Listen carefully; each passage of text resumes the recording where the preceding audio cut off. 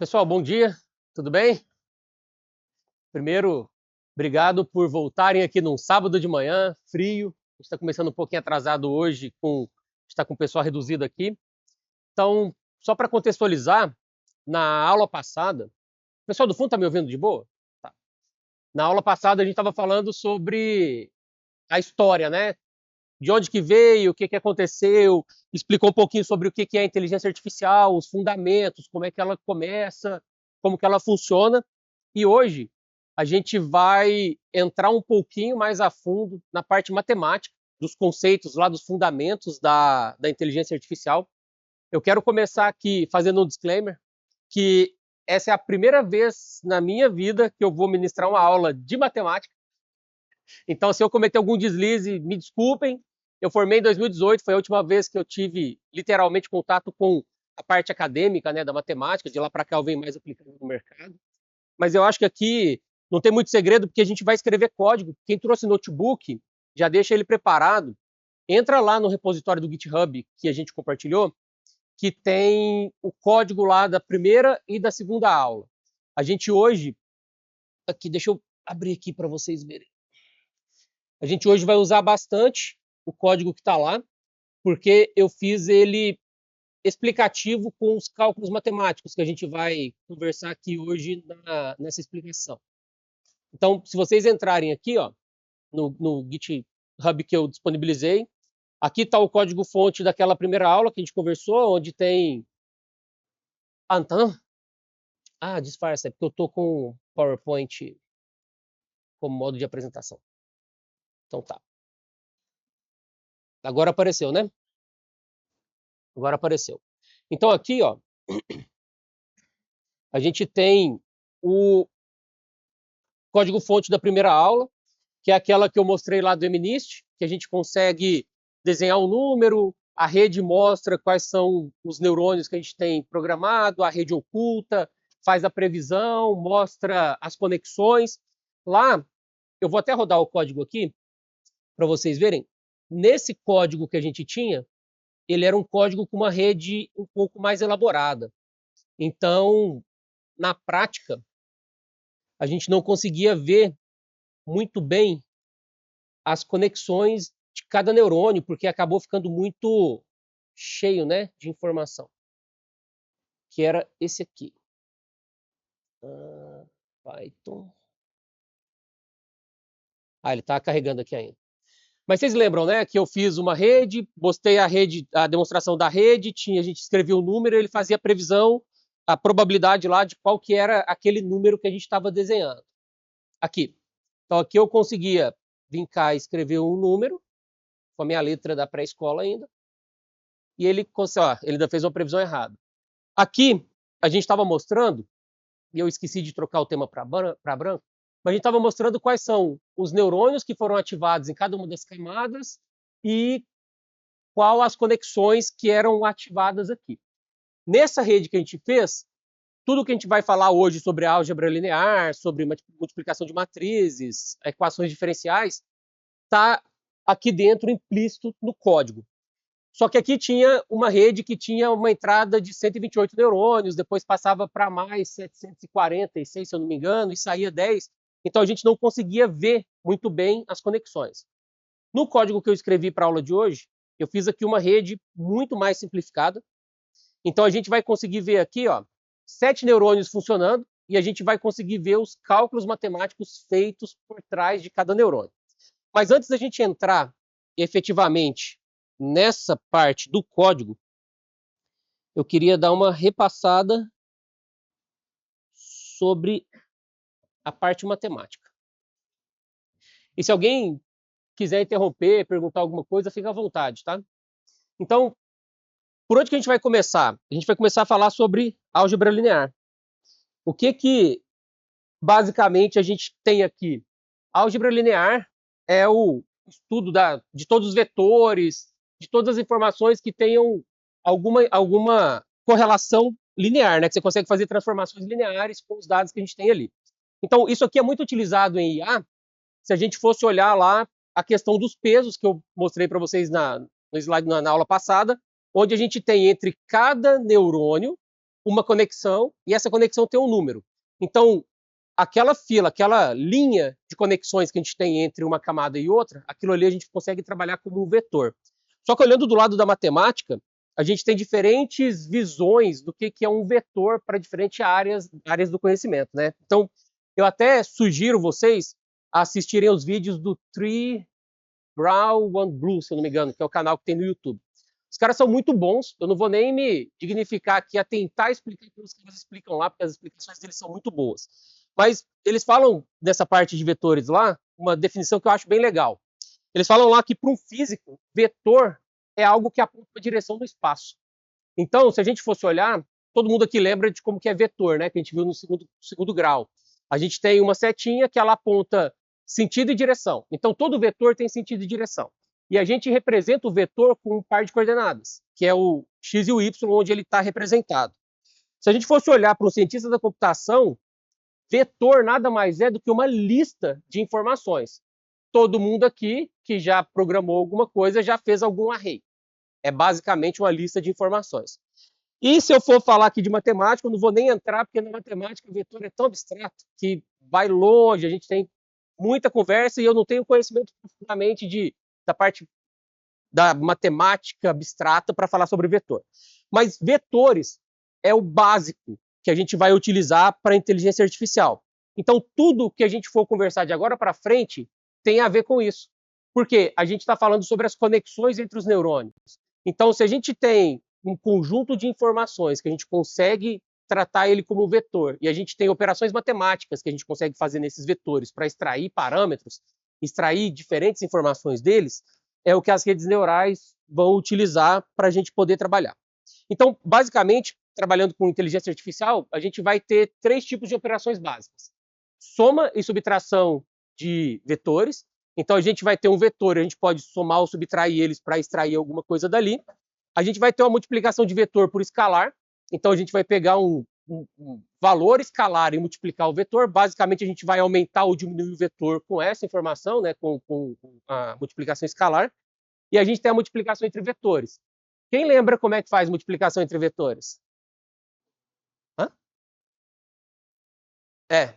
E aí tem lá o teorema de Laplace, que se a gente pegar um vetorzinho 3x3, por exemplo, você tira uma coluna e multiplica cruzado. Então, essas operações matemáticas, a gente poderia programar cada uma delas. Só que se a gente olhar hoje todas as bibliotecas que a gente tem dentro do Python ou nas linguagens de programação de modo geral, a gente tem várias bibliotecas que simplificam isso para a gente. A gente poderia ir lá e programar no código cada uma das operações? Poderia. Inclusive, se vocês olharem o código que eu fiz, a gente tem lá, eu escrevi, e ontem eu fiz questão de fazer isso, eu expandi todas as funções que eram usadas com bibliotecas, para a gente poder mostrar como é que ela é escrita na prática. Só que o que isso traz? Traz que a gente não sabe se essa é a melhor operação, a melhor forma de fazer essa operação na base da computação para poder fazer essas operações no binário, né, lá no código de máquina, para ter mais performance. Então, a gente poderia criar os nossos próprios métodos e executar eles? Poderiam. Só que, na prática, quando você vai rodar e usando esse tipo de código e você vai usar bibliotecas, as bibliotecas, o pessoal já trabalha otimização. Então, biblioteca geralmente já é o estado da arte. Ali, o cara já conseguiu prever todas as possibilidades que podem ter para poder deixar aquele código mais performático. Então, no final do dia, a gente acaba escrevendo código muito mais para efeitos didáticos, e aí depois a gente começa a utilizar bibliotecas, porque simplifica. Um exemplo muito bom disso é, se a gente pegar um Perceptron, igual eu mostrei na última aula, e escrever o algoritmo do Perceptron e rodar, vocês vão ver que rodar 1, 2, 3, está tudo certo. Na hora que a gente começa a rodar 5 milhões, 10 bilhões, 1 bilhão, 40 bilhões, a gente começa a ter uma perda de eficiência em cada uma dessas operações matemáticas que, acumulado lá na frente, traz uma perda de performance muito grande. Então, se a gente já usa uma biblioteca tipo o TensorFlow do Google, que é o estado da arte, é surpreendente como aumenta a performance quando a gente começa a usar bibliotecas próprias. Então, aqui é um trabalho muito mais de ciência da computação, engenharia da computação, do que inteligência artificial. Então, a gente não vai adentrar muito a esses pequenos fundamentos. Mas o que a gente precisa saber é, inteligência artificial precisa obrigatoriamente quando a gente está falando da base da inteligência artificial, trabalhar esses conceitos aqui. Deixa eu só trocar minha slide aqui. Beleza. Então aqui, ó, o que eu trouxe? Eu trouxe um exemplo de vetor, um exemplo de matriz, que na prática é basicamente a mesma coisa, com a quantidade diferente de elementos que a gente tem dentro das informações. A aplicação aqui é sempre entre as informações e os pesos, ou os dados que são feitos dentro das conexões. Então, o que eu estava falando, né? A gente tem as operações básicas. Soma de vetor é muito usado quando a gente está fazendo, por exemplo, combinação de características. Então, a gente está extraindo algum tipo de característica e a gente quer reforçar ela. Eu vou dar um Alt Tab aqui, gente. Se sair, vocês me avisam. Eu vou olhando aqui.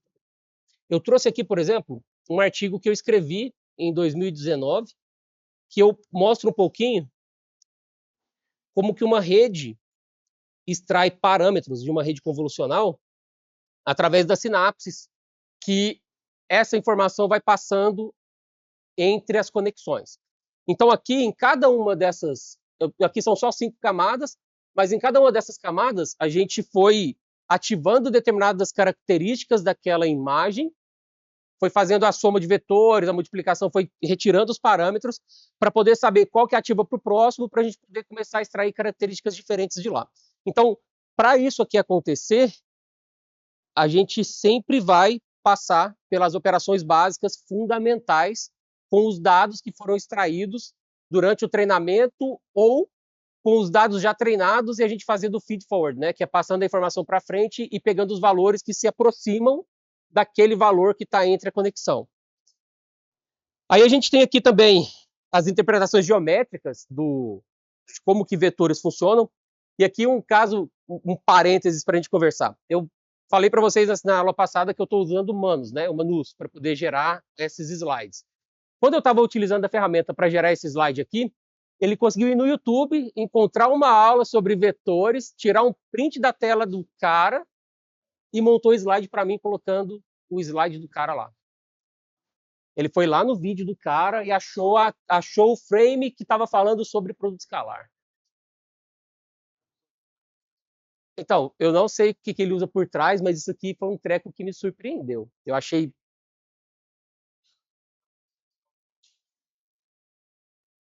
Pode?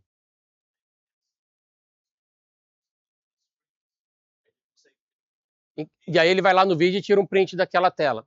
Eu achei isso aqui muito interessante, achei... Não, manus.im, eu acho. Manus.ai, alguma coisa assim. MANUS. Inclusive, eu vou colocar no repositório do GitHub. Eu vou colocar no GitHub lá uma lista com todas as IAs que a gente hoje lá no GRVA fez para poder mapear, né, as ferramentas que a gente tem para poder montar diferentes ferramentas. Não, cara, eu achei isso aqui bem interessante. Porque é uma ferramenta que ele não só está trabalhando em IA, né? Ele tem uma capilaridade em várias outras ferramentas diferentes. Então aqui, ó, a gente trouxe a definição de como que funciona o produto escalar, né? Como que a multiplicação de matrizes se dá e como que a gente consegue daqui tirar algum tipo de informação que é utilizado para IA. Então, é o que eu estava falando, quando a gente faz multiplicação de matrizes, a gente tem lá o cálculo de similaridade entre vetor. Uma coisa que a gente vai perceber nos códigos é que sempre que eu vou passar alguma informação para a rede neural, a gente tem que converter ela, geralmente em token binário. Vocês já devem ter ouvido falar tokens, né? Quando a gente está usando Gemini, ChatGPT, porque a gente precisa saber, né, a gente precisa passar para uma linguagem quais os dados que vão ser interpretados pela inteligência artificial. Então aqui quando a gente faz, por exemplo, eu tenho uma palavra certa e uma palavra que tem um erro ortográfico, por exemplo, se a gente transformar ela em vetor, transformar essa palavra em vetor e calcular a distância vetorial entre ele, é literalmente o erro entre o certo e o errado. Então, com a multiplicação de vetores ali, a gente consegue, a diferença de vetores, a gente consegue saber onde que está o erro e saber se essa palavra está certa ou está errada comparada com a palavra original. Então, é sempre muito cálculozinho matemático por trás na questão dos vetores. Cálculo de gradiente também. Gradiente nada mais é do que a gente ter uma função que vai ter uma direção. Então, por exemplo, a gente vai fazer um mapa de calor. Com o mapa de calor, a gente consegue saber a direção do gradiente para saber o lado que está mais que tem a direção, né? Para onde aquele valor está indo. Então, isso aqui é muito usado, por exemplo, para cálculo de erro. O erro quadrático, saber qual que é a diferença entre o parâmetro que você tá passando naquele momento e o valor que a rede espera. Então, a gente consegue fazer o cálculo disso aqui e, através disso, a gente consegue saber se a rede está convergindo para diminuir o erro. E aí a gente vai usando essa ferramenta matemática para fazer esses cálculos. E aqui a gente tem uma recapitulação de tudo que a gente estava falando, né? Então, a álgebra linear é a base das informações que a gente vai passar para dentro de uma rede neural. Então, vocês conseguiram rodar o código que eu coloquei lá no GitHub? Aqui?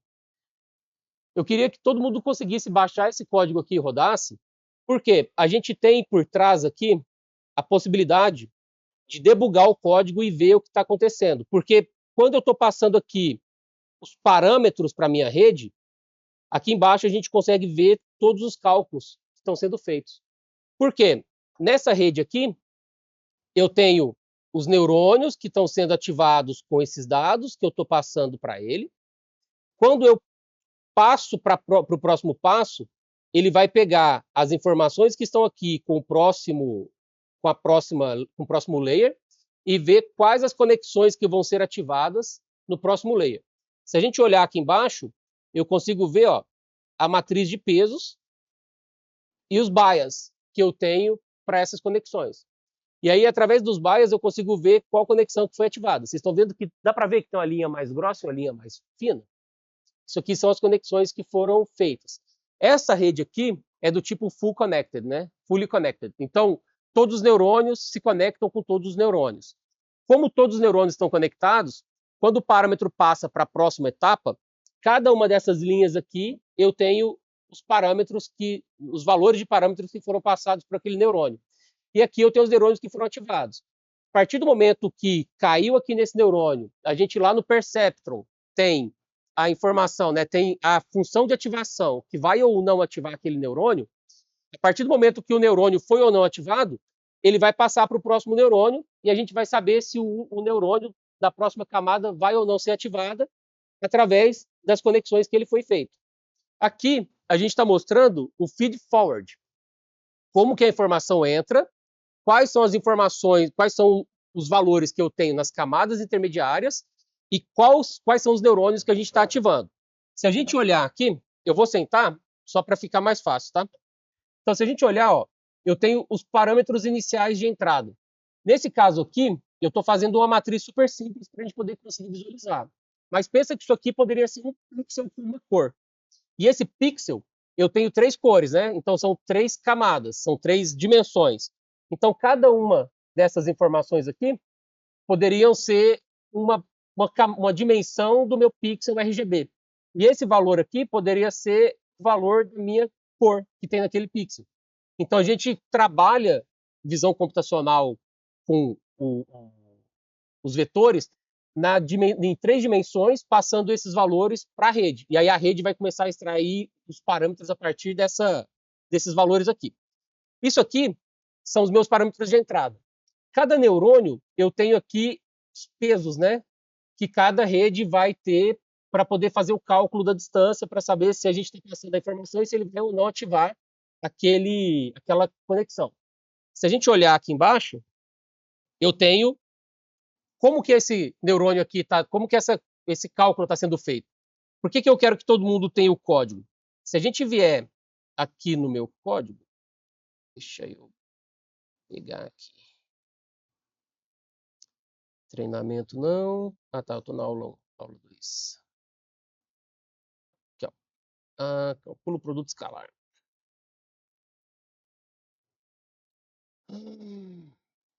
Aqui. Aula 2.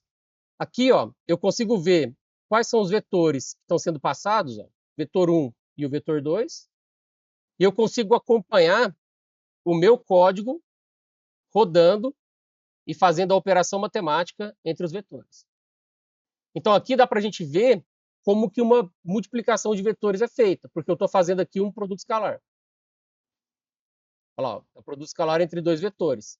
Então, eu consigo ver que ele está multiplicando elemento por elemento para ter um valor resultante. Porque o produto escalar ele vai me dar um escalar no final. Então, a gente multiplica elemento por elemento e soma o valor de cada elemento que foi multiplicado. E esse é o meu produto escalar.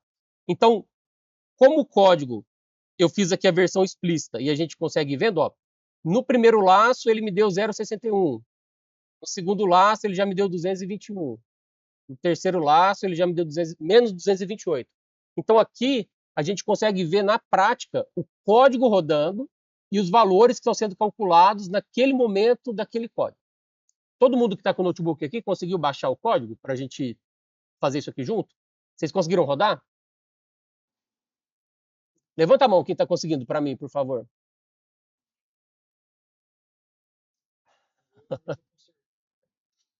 Geralmente o erro é entre a cadeira e o computador, Ferdinando. Não, geralmente é entre o computador e a cadeira. Então, esse código que eu fiz aqui, todos os cálculos que estão explícitos na segunda etapa aqui, passam necessariamente pelos cálculos que a gente está fazendo no back-end. E aí aqui, uma coisa para vocês. O código ele está separado em duas etapas, né? Eu tenho a parte de cálculo mesmo dentro do Python e eu tenho o index, que são as informações que vão para o HTML. Não se preocupem com o HTML, porque não é o objetivo hoje explicar como é que isso aqui funciona, mas todo mundo tem que estar muito ciente de como que o cálculo... Deixa eu parar esse cara aqui. De como que o cálculo de cada vetor aqui é feito, porque esse é o objetivo da gente hoje. Deixa eu rodar aqui. Alguma dúvida até agora? Não? Beleza. Então, podemos passar para o próximo? Porque a gente está falando aqui agora sobre matemática... Nossa, gente, que matemática. Álgebra linear. Aí agora a gente vai falar um pouquinho de cálculo. São equações diferenciais.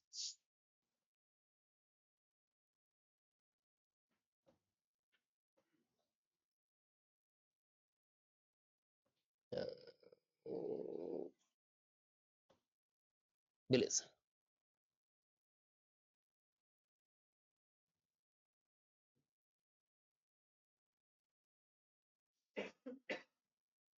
É isso. Então, onde que a gente vai entrar aqui um pouquinho na aula, na parte de cálculo? Todo mundo, quando estava terminando o segundo grau ou quando entrou no curso superior, estudou ali, depois de limites, derivadas, certo? Alguém lembra qual que é o conceito de derivada? O que a derivada é na prática? É uma taxa de variação com o tempo, certo? Então é isso. Então, onde que a gente usa muito cálculo aqui, né, dentro da inteligência artificial? Como a gente tem valores que vão mudando com o tempo e a gente consegue medir essa taxa de variação, o erro do treinamento, por exemplo, de uma rede neural, se mede através da taxa de variação do valor do erro que a gente está calculando ali, que a gente fez lá com a álgebra linear. Então, dentro da inteligência artificial, um dos blocos construtivos, né, da inteligência artificial é o perceptron, e quando a gente vai fazendo as conexões entre cada um dos neurônios, a gente vai guardando essa informação, a cada vez que eu trago uma informação nova, há uma variação da informação que estava para a variação nova. E essa variação, né, a derivada do tempo dessa informação, vai me dizer se a gente está conseguindo ou não convergir a rede neural que a gente está trabalhando para poder reconhecer os padrões que eu quero. Então, o cálculo, nesse caso aqui da inteligência artificial, ele é muito importante para a gente poder medir essa taxa de efetividade que a rede tem. Então, a taxa de variação do aprendizado de máquina é basicamente o nosso a representação desse gráfico aqui, que mostra lá, em função do tempo, como que os nossos dados estão sendo interpretados pela rede neural. Então, Essa taxa de variação mede para a gente não só o erro, não só a parte de reconhecimento dos padrões, mas também a gente consegue saber, por exemplo, pegando a função de máximo e mínimo, se aquela variação caiu no mínimo global ou no mínimo local, para a gente poder saber se é necessário a gente continuar treinando a nossa rede neural para aumentar o reconhecimento dos padrões dela, ou se a gente chegou no máximo onde ela não consegue mais convergir ou aprender novas informações. Um erro muito comum que acaba acontecendo é que às vezes a gente vai treinando, e aí a gente acha que quanto mais informações a gente der para a rede, mais ela vai conseguir extrair dado. E aí a gente vai olhando a nossa curva lá do erro, ele vai caindo, vai caindo. Chega no ponto que ele estabiliza. Só que se você continuar insistindo, porque às vezes você fala assim, cair no mínimo local, vale a pena eu conseguir passar mais parâmetros para ela poder aprender mais, pode ser que ela faça o contrário. Ela começa a extrair parâmetros que vai te distanciar de onde você quer. E aí o erro começa a aumentar de novo, e aí não adianta você continuar treinando a rede. Então, como isso aqui é um aprendizado por reforço, que a gente viu lá na última aula, a gente tem que isso, e aprendizado supervisionado, né? A gente tem que ficar ligado nesses detalhes, porque nem sempre treinar em muitas épocas com a mesma rede vai te trazer o melhor resultado. Então, isso aqui é muito subjetivo na hora que a gente está trabalhando a parte do treinamento das redes. Está fazendo um treinamento com uma rede. Ela passou nesse ponto, ela começou a se distanciar disso, começou a ir mais para o lado do erro. Como é que a gente faz para corrigir isso? Para o erro, começa a você volta lá naquele ponto guardado. Geralmente você faz um checkpoint em cada época, né? Então, você consegue ver no erro qual foi a época que teve o melhor desempenho. Aí você volta para o treinamento até aquela determinada época. Porque o que acontece? E isso, quando eu comecei a estudar, eu tive aula com um professor que ele falava isso, assim, ó, tem coisa que é muito subjetivo. Apesar de a gente estar falando que é matemática e é exata, às vezes você não consegue saber por uma função se está no máximo ou no mínimo. Então você tem que treinar. Então você vai fazendo isso e é muito experimental. E aí essa parte aqui é bem chata, porque se você está trabalhando com um modelo muito grande, o treinamento demora também, né? Então aí você começa a fazer vários treinamentos. E aí você começa a usar diferentes estratégias. Porque esse aqui eu estou falando, por exemplo, de um treinamento supervisionado. Mas a gente poderia ter um treinamento não supervisionado. Então é por isso que é muito importante. E aqui a gente tem a questão do cálculo do gradiente, né? A gente consegue saber se a gente está convergindo para o lugar certo, se a gente caiu no mínimo local, a gente consegue, de repente, fazer uma representação gráfica para poder visualizar melhor isso aqui. E nem sempre isso aqui é uma coisa que, às vezes, a gente acaba perdendo. Nem sempre olhando o código ou olhando o valor, você vai ter uma noção do que está acontecendo. Às vezes, plotar um gráfico te dá muito mais informação visual, e aí aqui entra muita aula do professor Alexandre, que eu tive esse semestre passado, que foi visualização da informação. A forma como você visualiza a informação é muito mais importante do que a informação em si, às vezes. Porque através da visualização da informação, você consegue saber o que está acontecendo com maior precisão. Então, aqui a gente tem dois algoritmos que a gente consegue trabalhar para melhorar a performance de uma rede. Então, a gente tem o algoritmo do forward pass, né, que a gente passa os dados na entrada. Então, quando eu estou falando sobre forward pass, deixa eu voltar no meu código aqui.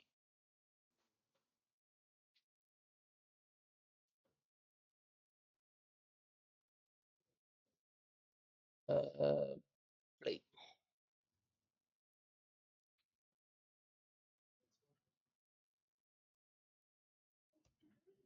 Aqui. Deixa eu fazer uma pergunta para a gente ver se está todo mundo na mesma página. Todo mundo entende que quando eu estou usando uma rede neural para eu poder reconhecer alguma informação que eu vou passar para ela, que essa informação ela vai aqui da esquerda para a direita? Ela começa na entrada da rede e ela vai propagando essa informação para frente?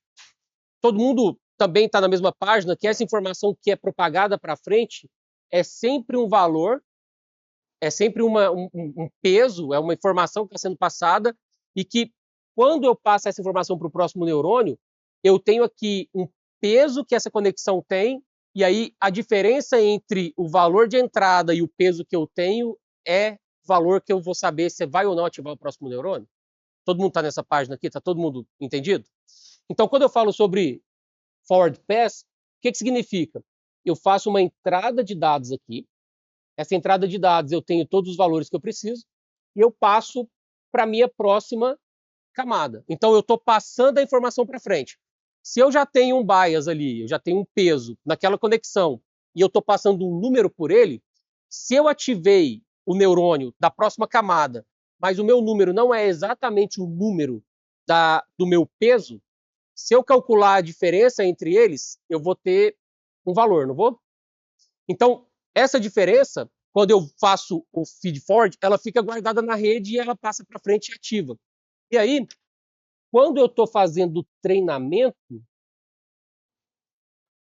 eu consigo usar o backward pass, que a informação volta e a gente usa o backpropagation, o algoritmo, para poder pegar, depois que ativou todos os neurônios, eu pego os neurônios que foram ativados e as conexões entre eles, eu faço um cálculozinho ali para poder atualizar aquele peso daquela conexão com um valor mais próximo do valor que ativou essa conexão. Então é aí que está o aprendizado de máquina. É na atualização desses pesos que a gente tem a melhoria e o refinamento dos parâmetros. Então, quando a gente está falando aqui, por exemplo, sobre... Vou pegar o modelo aberto da Llama da Meta.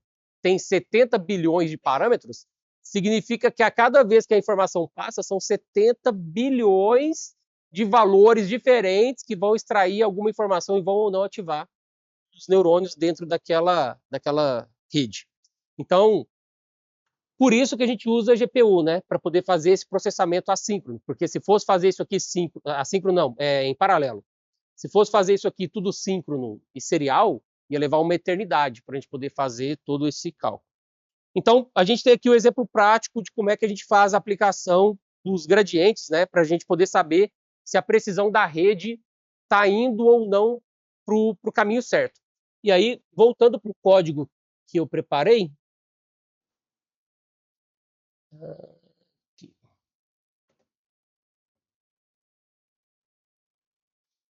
aqui. A gente tem os valores calculados. Então, o que é interessante vocês terem o computador aqui na mão? Se vocês forem lá no código e ver como que esse valor está sendo calculado, a gente consegue ver exatamente como que esse cálculo é feito. Aqui. Deixa eu pegar aqui. Forward. Nossa, com a letra grande é difícil de achar o código.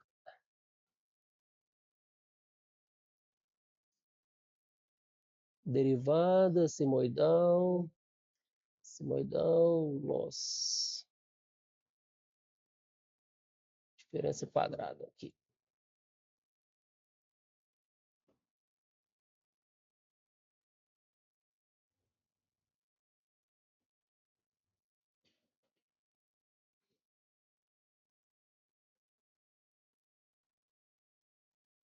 Ah, ele parou aqui.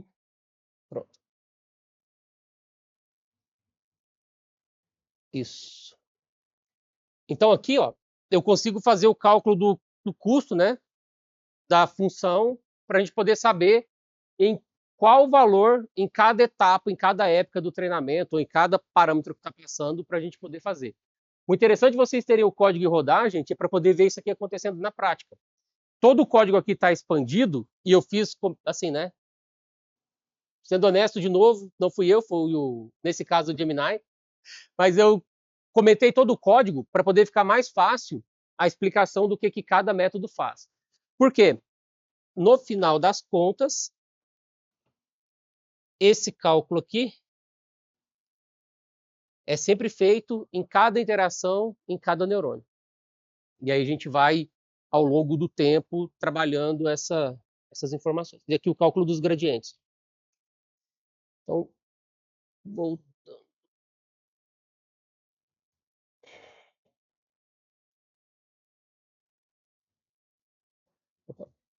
Então, concluindo, né, a parte de cálculo diferencial. Para que isso aqui a gente aplica na prática? Sempre para a gente poder ter uma equação, uma rede mais otimizada e a gente poder saber se ela está convergindo ou não, para a gente poder ter uma rede com a curiosidade maior. E aí, claro, né, existem diferentes formas de calcular se a gente está indo ou não. O erro quadrático é uma delas, mas você tem diferentes funções para a gente poder utilizar para essa finalidade. E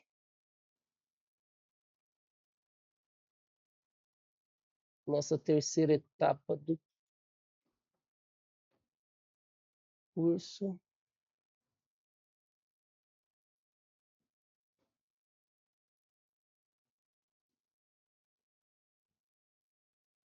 Aqui. E aqui a gente entra na terceira etapa, que é dos fundamentos matemáticos, que são muito utilizados para a inteligência artificial.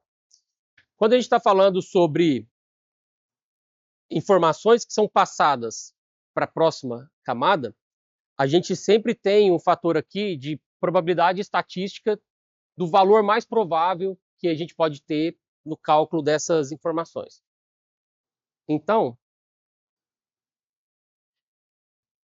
trazendo da história da matemática, né, da probabilidade estatística, eu até achei bem interessante que o Carl Pearson, ele fala que estatística é a gramática da ciência, porque basicamente você consegue aplicar estatística para todas as áreas, né, do conhecimento. A gente consegue usar isso aqui para N definições. Então, aqui para a inteligência artificial, a gente vai usar os fundamentos estatísticos para fazer análise de dados, reconhecimento de padrões, tomada de decisão baseada em probabilidade. Então, a gente vai, se tem uma rede que foi ativada, se não foi ativada, um neurônio que foi ativado ou não, uma informação que passou e tem uma diferença ali que a gente pode utilizar isso para otimizar parâmetro e para modelar incerteza e variabilidade. Porque uma coisa que a gente tem quando a gente está trabalhando com treinamento ou com rede neural é que o dataset, eu falei na aula passada, o dataset é muito importante.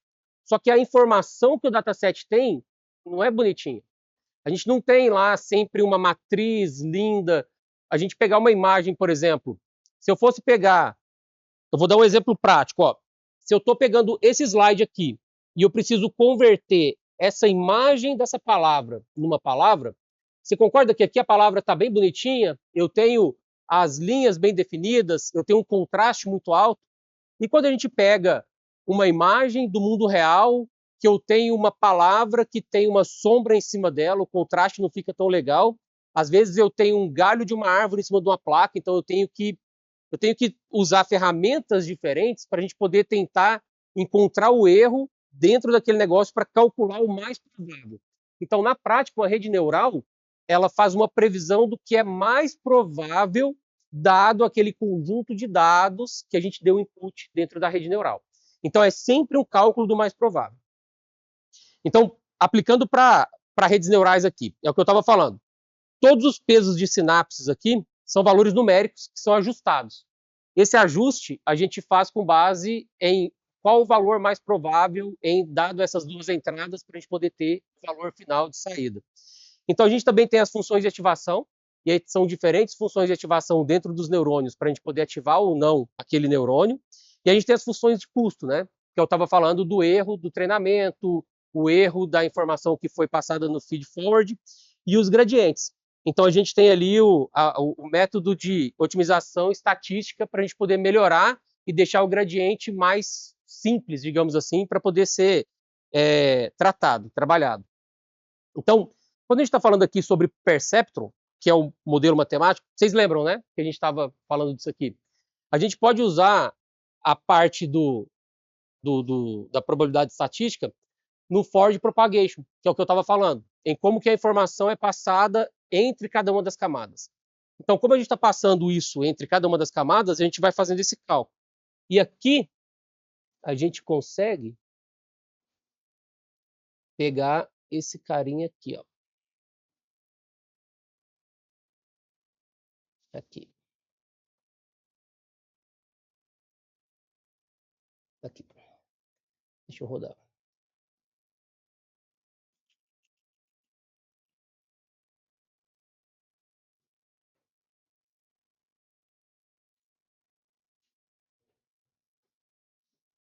Ah, não. Beleza.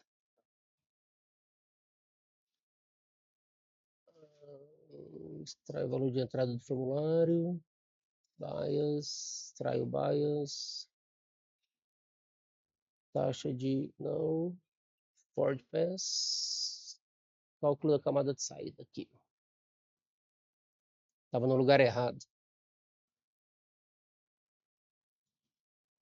Pronto. Aqui.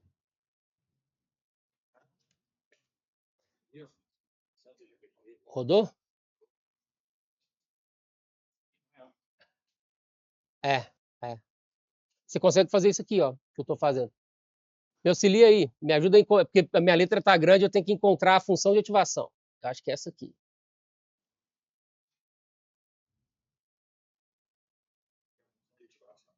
É aqui, ó. Não.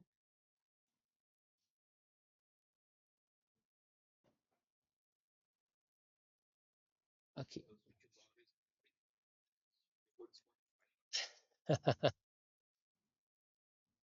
Aqui.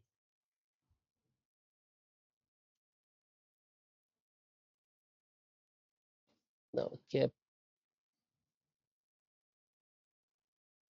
isso, garoto.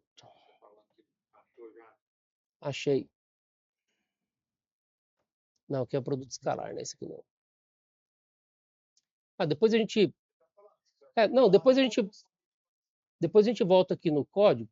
Deixa eu acabar de passar aqui, porque aí fica mais fácil. Então, beleza. Então aqui, gente, como que o modelo do Perceptron trabalha, né? A gente tem a funçãozinha do Perceptron para a gente poder saber como que a gente vai ativar ou não vai ativar aquele neurônio, dado as entradas que a gente passou ali. Então, o que a gente faz aqui? A gente consegue fazer a média aritmética das amostras para a gente poder enviesar os dados que estão entrando dentro da rede neural. E aí a gente consegue ter lá as aplicações para normalização. Que isso, brincadeira? Então a gente consegue usar essa ferramenta para poder fazer a normalização dos dados. E aqui embaixo, ó, a gente consegue ter um exemplo de como que a gente vai trabalhando, como que o gráfico fica da normalização. Fazer o cálculo da variação, né, da variância que a gente estava falando, é onde a gente consegue fazer a regularização dos modelos. Isso aqui vai ser mais interessante pegar os códigos para a gente poder ver, porque fica mais fácil para a gente poder aplicar. Eu vou finalizar o slide, aí a gente para 20 minutinhos para tomar uma água e volta. Eu vou só falar aqui sobre o teorema de Bayes aqui. Porque isso aqui é um dos fundamentos que a gente tem para poder fazer o cálculo sobre eventos que foram... a probabilidade de eventos probabilidade de eventos que vão ser gerados a partir de um evento já gerado. Até uma curiosidade que é porque geralmente quando a gente faz um cálculo probabilístico, você pega lá, joga moeda. Você joga moeda uma vez, joga moeda duas vezes, jogar a moeda a primeira vez não interfere no cálculo da probabilidade da segunda vez que você joga a moeda. Nesse caso aqui não, aqui é uma probabilidade condicional. Então ele condiciona o segundo evento ao primeiro evento. Entendeu? Aí uma curiosidade é que o Bayes também, ele era um pastor, ele fez isso aqui enquanto ele estava pastoreando cabras, nunca tinha feito a publicação do seu trabalho, e quando ele morreu, um amigo dele viu as anotações dele e fez a publicação do cara. 1700 e alguma coisa.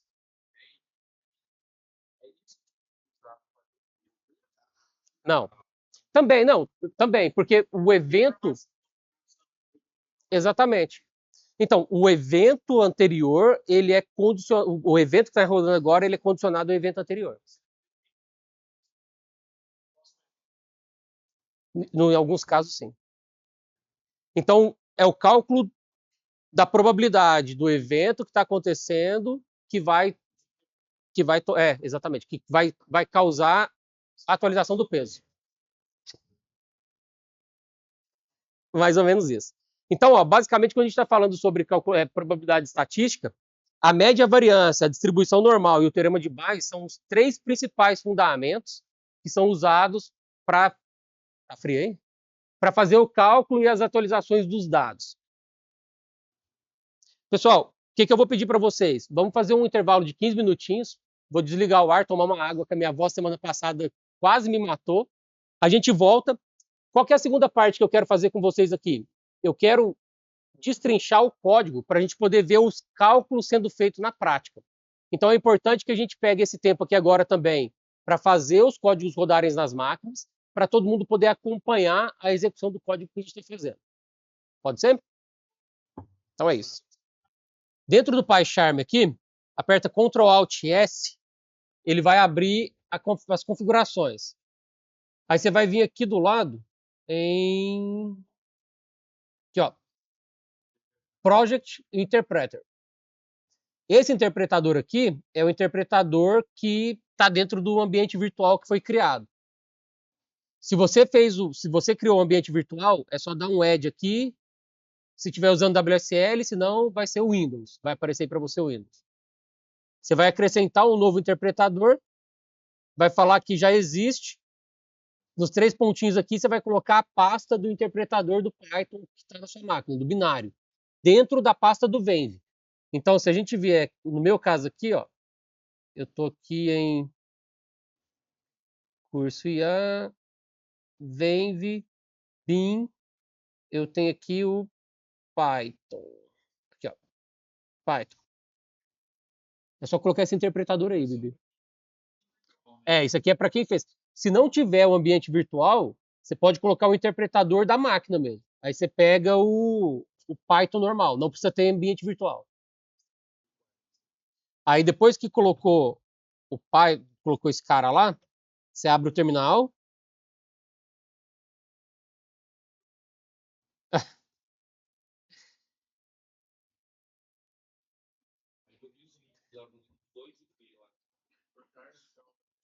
Aqui, ó. Aí você só fazer aqui, menos R. Aí ele vai executar os requirements lá. Depois que executar os requirements, se não quiser rodar pelo PyCharm, dá para vir aqui e fazer um Python. Eu tenho que dar um source aqui, né, para pegar o meu ambiente virtual. Aí eu faço Python app.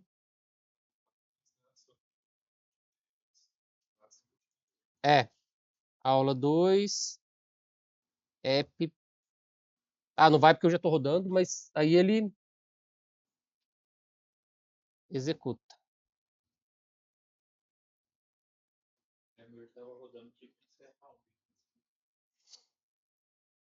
Aí, ó, eu estou executando aqui no meu ambiente virtual.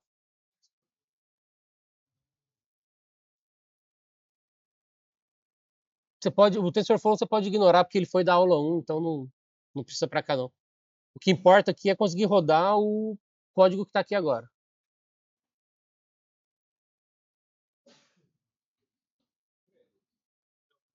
Já voltou? Tá. Então o que a gente vai fazer aqui? A gente vai executar o código que está no repositório lá, para a gente poder ver todos os cálculos sendo feitos em tempo real e a gente repassando cada uma das funções em cada um dos métodos, para a gente poder ver os valores sendo atualizados, como que a rede ativa, quais são os neurônios que são ativados, quais são os parâmetros que são atualizados, porque esse aqui, deixa eu abrir aqui, esse aqui é literalmente por baixo do capô da rede neural. Esses são todos os cálculos que são feitos em tempo real durante a execução. Então, se vocês estiverem aí com o PyCharm aberto, tem uma funçãozinha aqui em cima, ó, que é executar como debug. Se vocês executarem como debug aqui, tá dando para ver, né? Aqui em cima, tá. Você consegue vir cá e dar um breakpoint.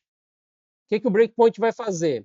O código aqui, ele dá um input com os valores padrões, que são esses valores que estão aqui. Mas quando eu passo via método post, que é um verbo HTTP, ele vai atualizar os valores que a gente passou. Logo após a atualização desses valores, eu coloquei um breakpoint aqui no Z-index, no Z-hiding, que é a primeira linha após isso. Então, se eu atualizar a minha tela, ele vai parar aqui, porque na verdade ele passou independente de atualizar ou não. Aí você dá só um play para ele poder passar, e aí depois, quando a gente vier aqui e der um recalcular e atualizar, aí agora ele está passando, pegando os valores que estão aqui dentro do meu formulário. Então, o que a gente pode fazer aqui inicialmente para vocês verem? Eu vou, antes de fazer um breakpoint aqui, fazer umas simulações para a gente poder ver. Quando eu recalculo a minha rede, eu tenho o loss aqui de 0,18, e eu vou passando, como eu já tinha mostrado, ó, ele vai passando e vai ativando cada uma das redes, cada uma das conexões, e vai passando a informação para frente. A partir do momento que ele chegou no neurônio ativado, eu passo o meu próximo passo. O que ele fez aqui? Ó? Ele voltou. Agora eu estou usando o backpropagation, o algoritmo do backpropagation. Ativei essas duas conexões que foram ativadas quando esse neurônio foi ativado, e estou voltando, atualizando os pesos dessas duas conexões. E quando eu volto aqui, ele voltou e atualizou os pesos desse neurônio com as entradas, porque esses outros dois neurônios não foram ativados. E o vermelhinho aqui, como o erro foi muito alto com base no valor de entrada, ele está penalizando. Então aqui ele ativou e atualizou, aqui ele ativou e penalizou. Ele atualizou também. E esse outro ele não fez nada porque a variação não foi tão grande. Então aqui é um exemplo prático de como que o feed forward funciona e o backpropagation funciona para poder atualizar os pesos. Agora, na verdade, é arbitrário, eu que pus. Eu que defini, mas poderia ser qualquer coisa. Então agora, o que eu vou fazer? Eu vou dar um aqui e vou executar de novo. Com uma diferença. Que agora que enquanto eu estou fazendo os cálculos, eu consigo ver, ó, quais são os valores que estão sendo passados em cada um dos parâmetros. Então aqui eu tenho um neurônio, porque eu faço o cálculo de um por vez, né? Do meu primeiro neurônio, eu tenho esses três pesos aqui, ó, 0,1, menos 2, 0,05. Se eu olhar aqui, ele já está atualizando, ó, era 1, 0,2, 0,05. Não, esse aqui, ó, é o bias, né, da primeira camada oculta. Então ele está pegando esses valores e vai fazer na minha matriz de ativação, no meu algoritmo de ativação. Ó. Vocês lembram que o ReLU, eu tinha falado que é um método que ele é linear, ou ele ativa ou ele não ativa, porque ele não é sigmoide, então não tem uma curva para poder calcular. Então aqui nesse caso se o valor for maior do que eu espero, ele vai salvar. Se o valor não for maior do que eu espero, ele vai zerar. Então aqui, ó, ele vai começar a criar os meus valores resultados. O primeiro valor foi 0. O segundo valor foi 0,42. Então, minha função de ativação está sendo executada para cada um dos neurônios. Acabou a primeira ativação. Agora eu consigo ver os valores finais da minha camada escondida ali, do meu hidden layer, né? O layer do meio. Então, aqui, vou fazer o cálculo da camada de saída. Ah, passou.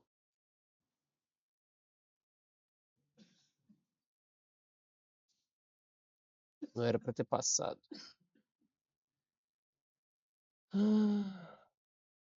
Aqui.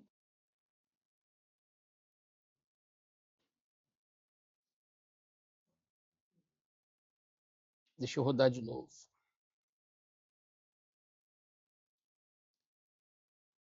Multiplicação, adicional de vetor.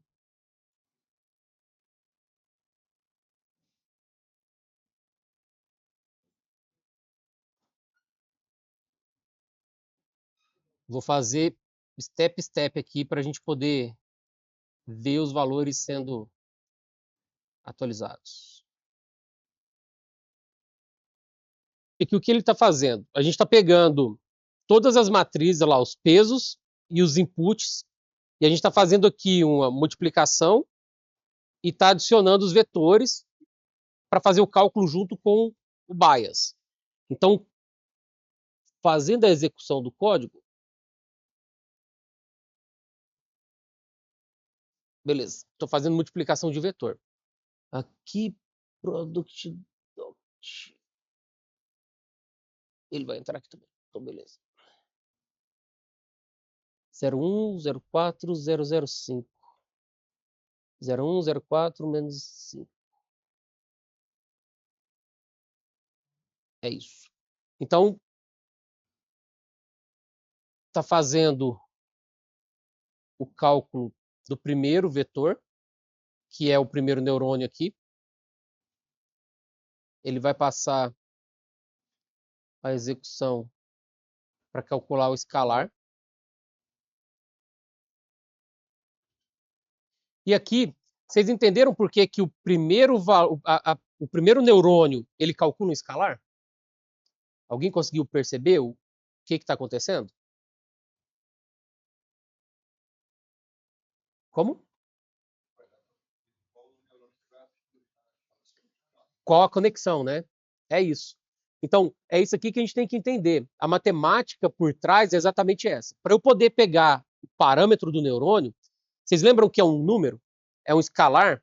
Então, se eu tenho um parâmetro que está entrando, que é uma matriz, como é que eu vou comparar uma matriz com um número?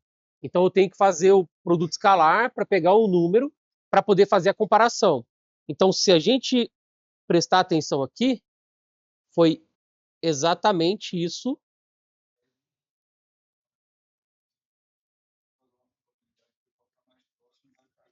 Exatamente. Aí a gente vai fazer o cálculo da ativação. Aí, na verdade, o que acontece é o valor vai passar pelo bias, vai chegar no neurônio. No neurônio, a gente tem a função de ativação. Se a entrada com bias, com o peso, tiver uma probabilidade de ser compatível, ele vai ativar ou não o neurônio de acordo com a função de ativação. Então, é aí que ele vai fazer cálculo do resultado. Então, para cada um dos neurônios, a gente vai fazendo o cálculo para poder passar para o próximo vetor. Isso aqui é importante porque sem essa informação você não consegue saber se está indo, qual neurônio está ativando, qual que é a conexão que está entrando. E aqui, ó, deixa eu ver se ele atualizou. Ó, ele está começando a atualizar os parâmetros.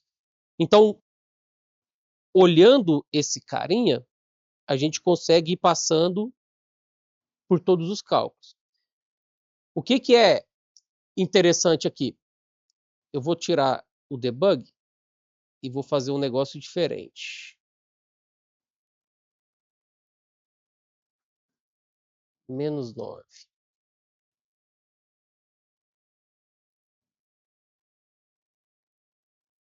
3, menos 9 e 9. Se a gente trocar os parâmetros aqui, a gente consegue ver que as conexões estão mudando. E a gente consegue ver quais são as conexões que foram ativadas e quais não foram ativadas. Então aqui, a gente, ao invés de ficar fazendo o breakpoint lá, se quiser dar uma olhada, dá para a gente ver por aqui, ó, os valores que estão sendo calculados em tempo real. Então, a cada vez que eu atualizo os meus pesos... Peraí. Aqui, ó. Tá dando 19, 42, 68. Então, se eu atualizar aqui...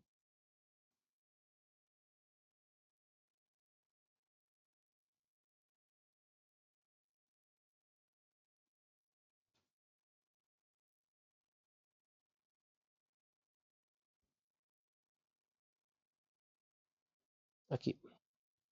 A gente consegue ir vendo e acompanhando as ativações em cada uma das camadas. E consegue saber quais são os valores que cada parâmetro teve. E aqui é só a representação visual para ficar mais simples, para a gente poder ver quais camadas foram ativadas e quais não foram ativadas. Então, cada etapa do código, ele vai atualizando. Aí eu pergunto uma coisa para vocês. A gente está fazendo isso aqui com valores arbitrários. Então, eu vim aqui e coloquei esses parâmetros que a minha rede tem. Como que a gente faria para poder reaproveitar isso aqui? Não, os pesos.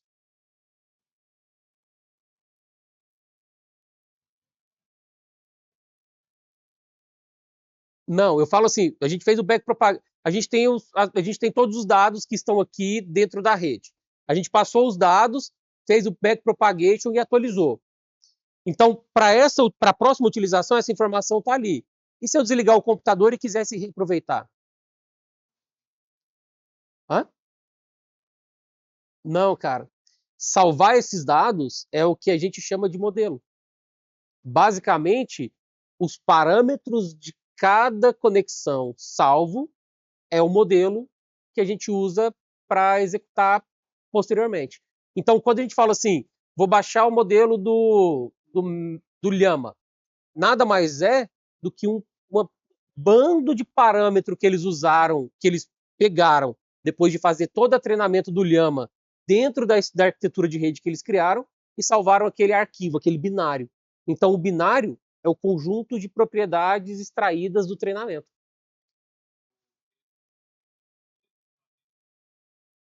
Vai ser o nosso processo inicial, no caso. É cada vetor de cada conexão salvo é o que você vai usar para dar start na sua rede no futuro. É um dataset refinado, digamos assim. Então você tem o dataset, extrair os parâmetros, e aí ali são os dados atualizados daquele parâmetro. E aí, por exemplo, vocês já ouviram falar em especialização da rede ou um retreinamento da rede? É basicamente pegar essa estrutura de rede e reatualizar os dados. Então tem uma expressão em inglês que o pessoal chama de fine tuning, que nada mais é do que pegar cada um desses parâmetros das conexões e atualizar ele com um novo dataset de informação que você passa por ele. Aí você pega os dados originais, modifica e salva. E aí você precisa, aí com esses dados salvos você usa ele para dar start na sua rede. Você pode melhorar a curiosidade, por exemplo. Aí você consegue ir calculando, converge para curiosidade e salva. Só que aí tem um detalhe. A gente está falando aqui, por exemplo, nesse caso eu tenho duas matrizes de 3, certo? Então essa é a arquitetura da minha rede. Eu estou salvando 3 e 3. Se eu pegasse uma rede 4 e 3, o que eu faço? Não. Aí a arquitetura de rede não é compatível com o treinamento dessa rede, com o dataset dessa rede. Aí tem toda uma história de learning transfer, que é transferir o conhecimento de uma rede para outra rede. Porque os parâmetros desse modelo só servem para esse modelo. Porque a arquitetura... Não. Você não consegue pegar os parâmetros de uma rede e colocar na outra rede, só colocar. Então aí você tem que fazer a transferência de conhecimento. E, cara, transferência de conhecimento é um treco que é super complexo de trabalhar, porque não envolve só pegar os parâmetros. Você não sabe exatamente. Então você tem que fazer meio que engenharia reversa para poder treinar de novo a rede nova, entendeu? Então, sempre que você criar uma arquitetura de rede, e aqui, ó, isso aqui, ó, para vocês entenderem aqui.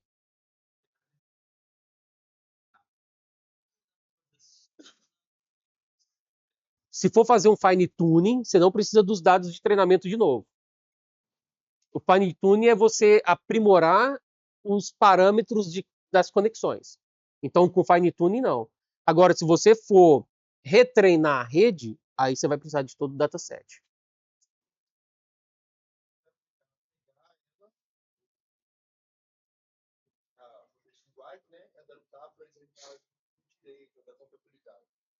Aí, no caso, eu pego. Não, então, aí o fine tuning é assim, ó. Você tem lá os parâmetros, certo? Ele já tem um conjunto de dados. Você vai pegar novas informações e vai passar por ele, ele vai fazer uma previsão no final. Se você estiver usando treinamento para o reforço, você vai olhar e falar assim, ó, que esses dados passaram e foi o resultado final, deu certo. Então usa o backpropagation, atualiza o peso e volta até a camada de entrada. Aí eu mudei, você concorda que eu mudei os pesos, um pouquinho de cada peso daquela rede onde ele ativou os neurônios? Então, eu já tenho uma base. Vamos pegar que você tem o Llama da Meta. Ele já está lá uma base. Você passou um dado e deu uma previsão que você esperava. Na hora que você passou esse dado, a gente estava vendo aqui, ó, eu peguei e passei o dado e ativei essas conexões. Deixa eu fazer de novo aqui, ó. Eu passei o dado e ativei essas duas conexões aqui. Essas duas conexões têm uma informação nela, tem um peso. Quando eu mandei para cá, ele ativou de volta essa, porque foi o caminho que ele fez, e ativou essas três. Então, esses parâmetros aqui foram atualizados. Como eles foram atualizados, você pode pegar agora essa nova composição de valores e salvar. Salvar esse valor atualizado é o que a gente chama de fine tuning, que é o novo modelo, que é o novo modelo atualizado. E aí você faz isso milhares e milhares e milhões de vezes, os seus valores vão cada vez mais refinando e convergindo para um erro menor, e aí você tem um modelo mais preciso. Então, isso é o fine tuning. Na prática, é especializar o modelo, é fazer isso. É atualizar os dados da rede atual.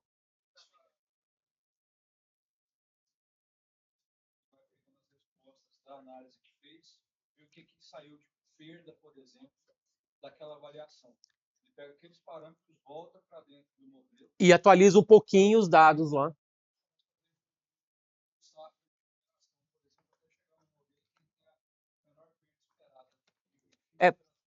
O que geralmente se faz? Não dá para ficar fazendo isso o tempo todo em tempo real, porque é caro, é muito custoso. Então, de tempos em tempos, pega-se as informações e faz um novo treinamento com base naquelas informações que foram salvas, entendeu? E é assim, depende do que você chama de caro, porque você vai gastar poder computacional para poder fazer isso. Uma rede pequena dessa é tranquilo. Agora pensa, para treinar o chat GPT custa $1 milhão. Então quer dizer que a cada novo treinamento você está gastando $1 milhão a mais para poder fazer isso.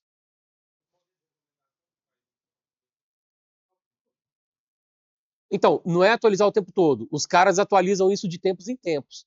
Ele ficar atualizando o tempo todo, ele vai gastar muito poder computacional. Pode ter uma empresa que faz isso? Pode. O cara pode ter decidido que dinheiro não é problema para ele. Então ele toca a vida e faz isso. Então, é isso que eu estou falando, não é em tempo real, tá vendo? Ela tem um período de tempo. E geralmente isso é uma decisão econômica, não é uma decisão técnica. É uma decisão econômica no final do dia, gente. Você tem $1 milhão, $1 milhão para ficar investindo todo dia? Se tiver, você treina seu modelo todo dia e tá tudo certo.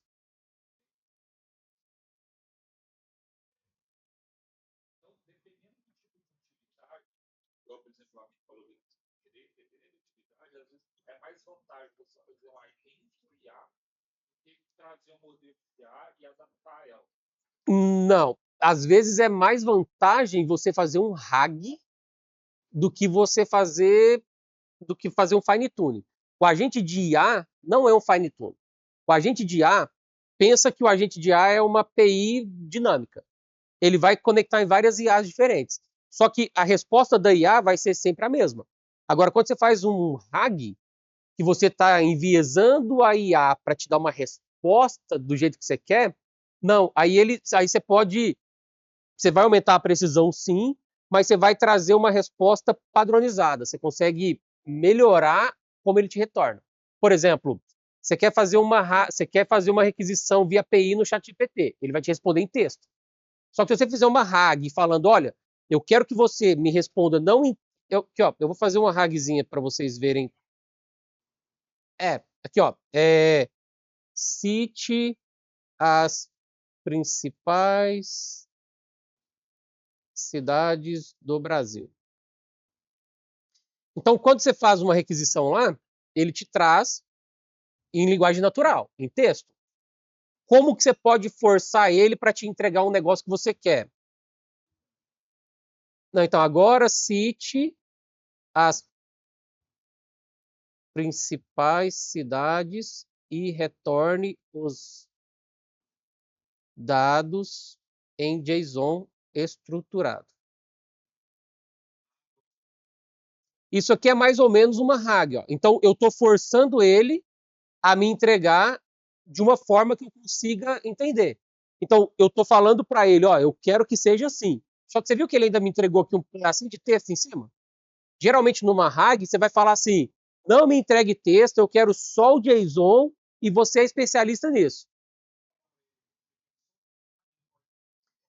Isso é um RAG, é isso que eu estou falando. Aí você vai especializando. Melhor do que fazer isso, você pode falar assim, ó, agora como um, não, agora se comporte como um geógrafo e responda apenas com base em geografia. Retorne todos os dados demográficos de. Não, todos os dados demográficos é muito ruim, né? Fala.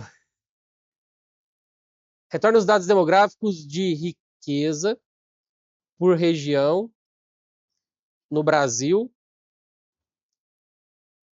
Faça o retorno ser apenas um JSON sem nenhum texto. Então, um RAG é basicamente você dar um argumento e falar para ele assim, porque eu vou até lembrar aqui o que é o Retrieval Argumentation, alguma coisa assim. RAG means. RAG AI. Aqui, ó. Retrieval Augmented Generation. Então, você está falando para ele assim, eu quero que você me entregue dados de uma forma que eu preciso e você se comporta como XYZ. Você pode falar, se comporte como médico, se comporte como engenheiro, se comporte como geógrafo. Você pode dar um contexto para ele poder focar, porque ele é generalista, né? Ele não é especialista. Então, ao invés de você ir lá e fazer um fine tuning que gasta muito e é muito caro, que você vai precisar retreinar, fazer um monte de coisa, você pode só falar para ele, se restringe a isso. Isso, ou use somente esses PDFs.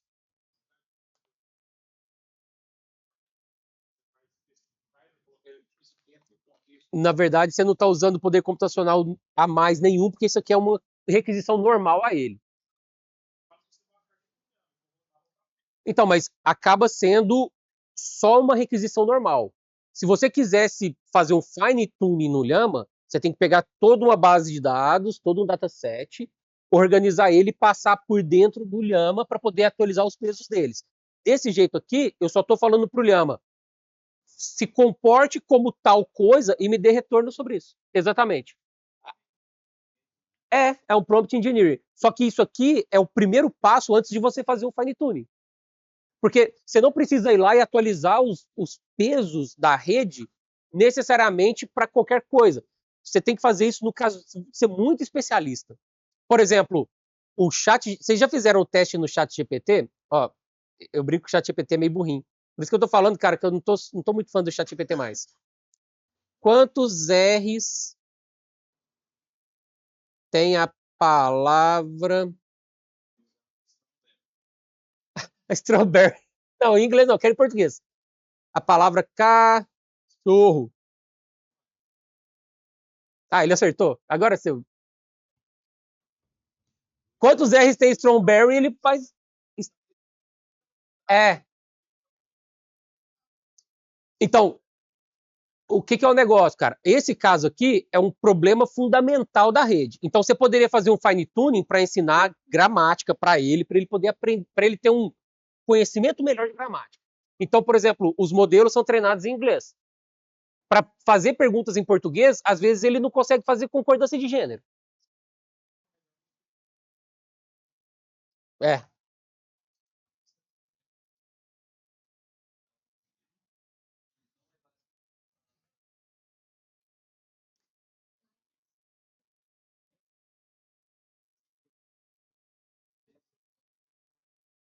Não, é porque eles não olham para a palavra cachorro.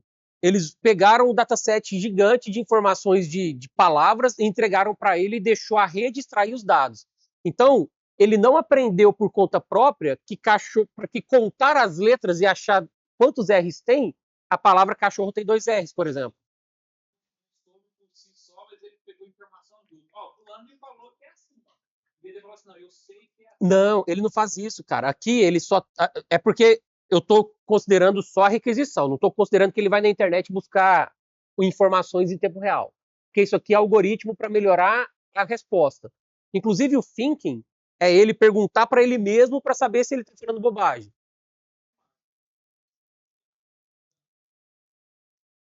Esse ponto aqui é assim, com base nos dados que deram no treinamento, ele não consegue extrair parâmetros suficientes para fazer essa lógica. Porque parece bobo para a gente, mas é super complexo entender isso. Então, a gente pode pegar um conjunto de palavras em português, entregar para ele e falar assim, ó, em português são essas palavras. E aí, com base nos parâmetros que ele já tem e o fine tuning que a gente está dando para ele, talvez ele consiga melhorar o cachorro. Só que eu não consigo garantir que cachorro tem 2 R's, que ele vai saber isso, porque é muito generalizado os dados que a gente dá para ele. Não, Strawberry fala que tem um. Cara. Então, é historicamente um problema. Então, o que eu estou falando do fine tuning é usado nesses pontos específicos. Por exemplo, o chat GPT, quer ver, ó? Você é especialista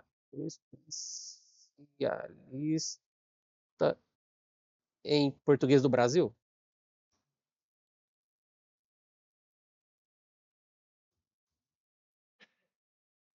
Agora ele fala que é. Ele tá me quebrando hoje. Mas normalmente ele fala assim, não, eu sei o português, porque eu fui treinado com base em parâmetros em português, mas eu não sou especialista. Por exemplo, hoje a gente tem o... Aqui, ó. Modelo Gemma. Teve agora recente, o primeiro modelo open source feito aqui no Brasil, ó, que foi baseado no modelo do Gemma, que os caras treinaram ele em português do Brasil e ele se tornou especialista em português. Então, esse modelo aqui especificamente foi feito um fine tuning nele para ele aprender português. Então aí sim o fine tuning cabe, porque a gente está dando uma especialidade para ele.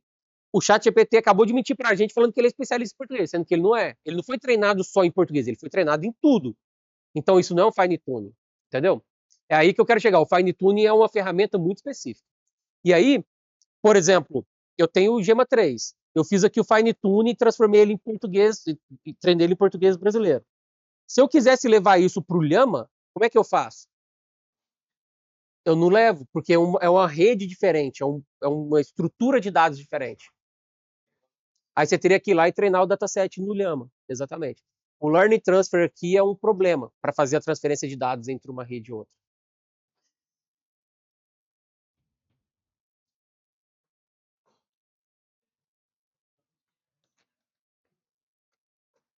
Porque assim, fine tuning é ajuste fino. Quando você passa um modelo de dados, ele vai ativando ou não alguns neurônios e ele ativa com base no parâmetro que você passou. Se esse parâmetro aqui, ó, é 0,90 e ele ativou com 0,91, então ele tem um número diferente. O fine tuning é voltar depois que esse parâmetro passou e falar assim, ó, agora vamos fazer uma média aqui, uma mediana, e não é mais 0,90, vai ser 0,95. Então vai ser 0,095. Aí ele atualizou o peso. Isso é fine tuning. É atualizar o peso com base no dado que foi passado. E aí a gente vai melhorando a atualização. Então, assim, a gente está olhando para um negócio bem pequenininho, ó, são 7 neurônios. A gente está falando de uma rede aqui do Llama de 70 bilhões de parâmetros, 100 bilhões de parâmetros. Então, não necessariamente você vai atualizar tudo, mas você pode ir atualizando pedaços dele. E o grande lance dessas redes agora é que aí a gente, na próxima aula, vai falar sobre transformers. Aí eu vou explicar como é que isso acontece por dentro da rede. Mas o negócio é como o dado é transformado e como é que ele é passado para a rede. Porque a rede em si, ela é só um conjunto de parâmetros. Ela não tem nada demais ali dentro dela. É só um monte de matriz que vai fazendo o cálculo e a gente consegue ter uma probabilidade na frente do que vai sair lá. E aqui, só para a gente fechar, a gente está falando muito de linguagem natural, mas como é que a gente funciona com imagem? É basicamente aqui, ó. A gente vai falar sobre convolução também na próxima aula. Mas toda imagem hoje gerada por computador, ela tem 3 camadas. RGB, né? Green, Blue e Red.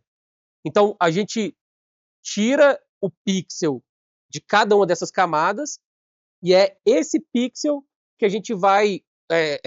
essa matriz de pixels de cada camada que a gente vai passar na rede para fazer a extração. E aí, basicamente, a gente vai passando por um filtro de convolução para poder fazer os cálculos vetoriais que depois eu vou mostrar, para criar uma nova matriz. E aí, daqui para frente, a gente vai usando uma série de ferramentas e de filtros para poder extrair parâmetros, encontrar aqui o edge, a quina, né? Onde que tem borda, para poder saber se lá no final a gente vai ativar ou não o neurônio, vai encontrar o mínimo e o máximo aqui da rede, fazer a ativação, para no final a gente ter aqui uma classificação e saber que tipo de coisa a gente tem. Eu posso ter uma classificação, eu posso ter uma predição, eu posso fazer N coisas diferentes. Esse caso é um classificador.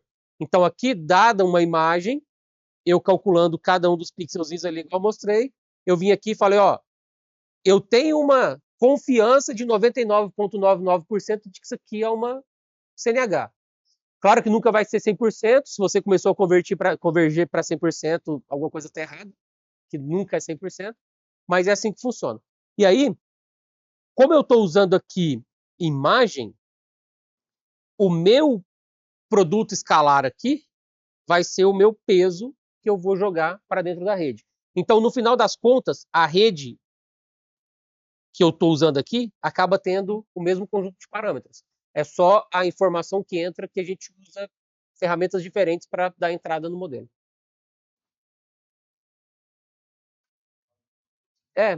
No final das contas, o parâmetro de entrada é um vetor.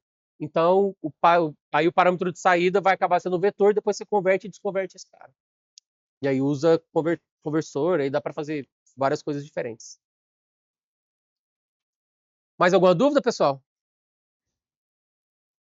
Não? Tem muito cálculo aqui para a gente poder estudar.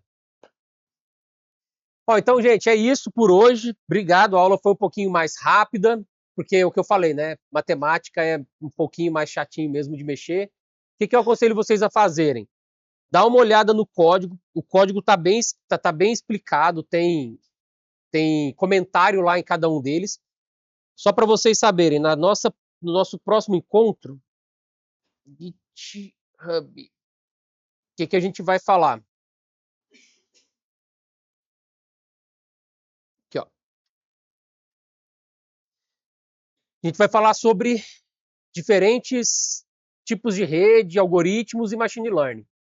Nessa próxima aula, gente, é importante estar com o Python funcionando, estar com a máquina funcionando, por quê?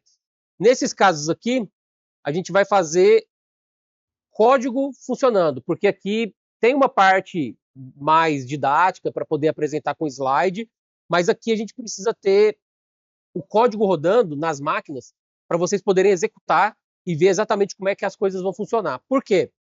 Essa aqui é a base para a nossa última aula. O que vai ter na última aula? A gente vai baixar modelo, a gente vai interagir com o modelo, a gente vai fazer RAG, a gente vai conectar o Python direto lá, a gente não vai usar a API, a gente vai carregar em memória o modelo e vai rodar o modelo local. Então, na última aula, a gente vai literalmente mexer com LLM local na máquina, independente de internet. Não. A gente vai usar o modelinho petitinho lá. Aqui. Você vai ver que ele é bem burrinho, mas funciona.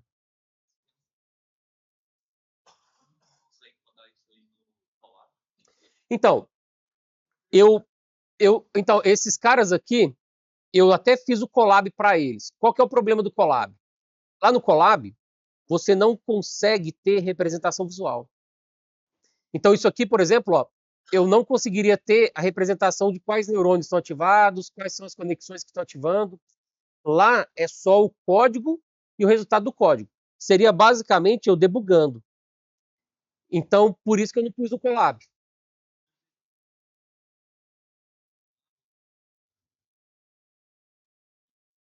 Porque esse código aqui não é pesado, né, Eric? Ele roda, eu rodei ele, por exemplo, no Pentium i3 de 2015.